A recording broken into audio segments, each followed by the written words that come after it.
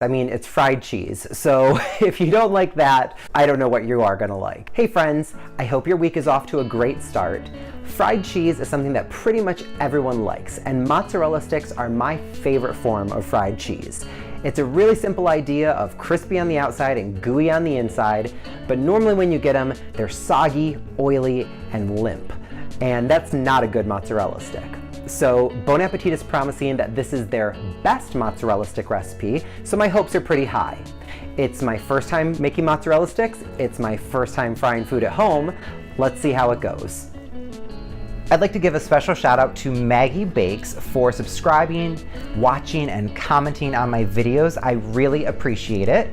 If you'd like a shout out in a future video, leave a comment below letting me know your favorite appetizer.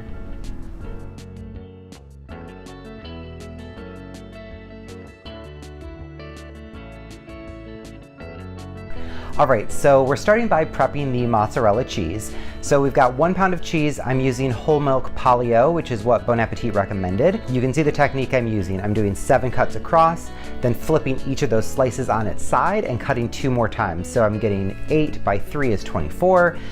Mathematically, it works perfectly.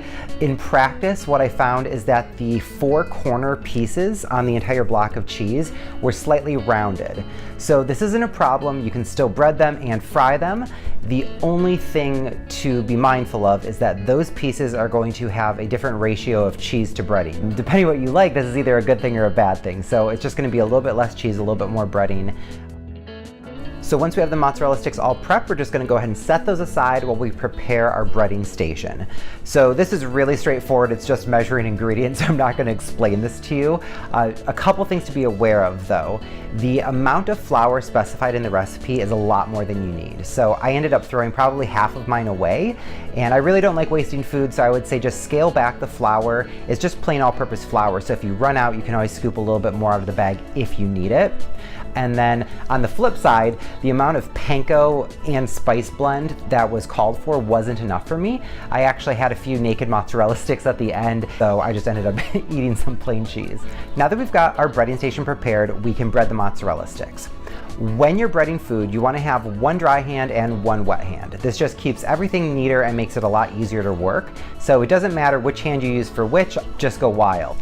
So the breading process here in total is going to be actually 6 steps. We've got 3 phases of the breading process and then we repeat it.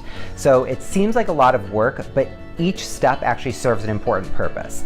So you've got this mozzarella, and if you put it directly in the panko won't stick to it. So that's why we have the egg mixture. However, if you put the mozzarella directly into the egg will just slip off the mozzarella as well.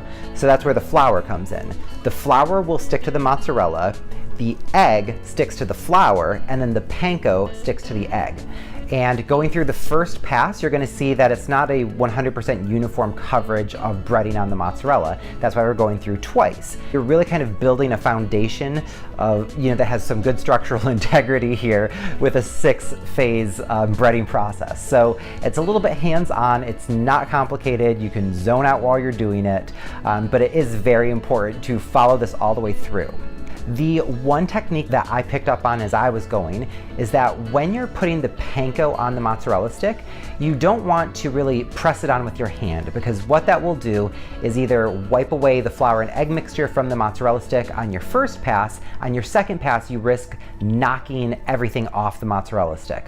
So instead, what you want to do is kind of toss the panko over the mozzarella stick and then press it in from the sides, but using the breadcrumbs in the bowl as kind of a protective shield to make sure that your hand isn't coming in direct contact and disturbing everything. So this is my first time frying food at home, and I don't really have a professional setup here for frying. So I'm just using a saucepan and a thermometer. So I started off with this candy and oil thermometer that I bought on Amazon. It, for whatever reason, was not cooperating with me, and I ended up just using my meat thermometer. So I just dipped that in periodically to make sure that I was around 350 degrees. So it wasn't, a perfectly exact way to get the temperature. However, I still had a great result with my mozzarella sticks. So don't let let not having the right tools stop you from trying this recipe. Even if you have kind of the bare minimum, you're still gonna get a good result here. My mozzarella sticks cooked for about 2 to 3 minutes. You wanna obviously set a timer, but also just keep an eye on what they look like. You know the color of a mozzarella stick. It's a nice dark golden brown. So when it gets to the color you want it, pull it out. So again, not having the right tools. I don't have a spider, you know, one of those nets to fish out the sticks. So I'm using my silicone tongs that I don't like, and just gently lifting them out. So, you know, you can do this whether you have the tools or not. It's just how bad do you want it? And it's fried cheese, so you obviously want it pretty badly, right? Pretty badly, right? Immediately after getting the mozzarella sticks out of the oil and onto your paper towel, you want to sprinkle them with salt. So the salt is actually going to stick to the oil while the mozzarella sticks are hot. If you let these cool off, the salt will just fall right off them. So you have to salt immediately. And it's a good idea to sprinkle with salt, roll the mozzarella stick and sprinkle with salt again. That way you're getting full salty coverage on the mozzarella stick. And this is the finished product. All right guys, so the mozzarella sticks are all done. I did bake a couple as well, so these sad looking things are baked. And then this is the very crispy fried one, so let's see. So that's what I want in a mozzarella stick. Super cheesy, really gooey. You can see how crispy the breading is. And then the seasoning in there, it's really nice. It tastes, I mean, it's much better than what I'd get at a restaurant. Hopefully you can hear that crunch. This is incredible.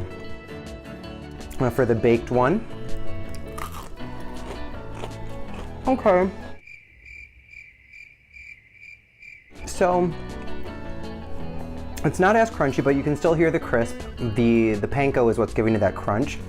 I wouldn't recommend the baked so much, but the fried is A+. Hey guys, all right, so it's the next day and I had some leftover mozzarella sticks, so I froze them. So they are frozen solid right now, and I'm just gonna pop them in the toaster oven and see if these can reheat, and if so, how they taste. So I'm gonna do this for 10 minutes and we'll see how it goes. Hey guys, all right, so I left them in for 9 minutes. One of them burst open and I heard sizzling, so that's why I stopped at 9. But the others seem to be intact, so let's see. Put some parsley on because I'm fancy. Okay. So they feel as crispy as yesterday.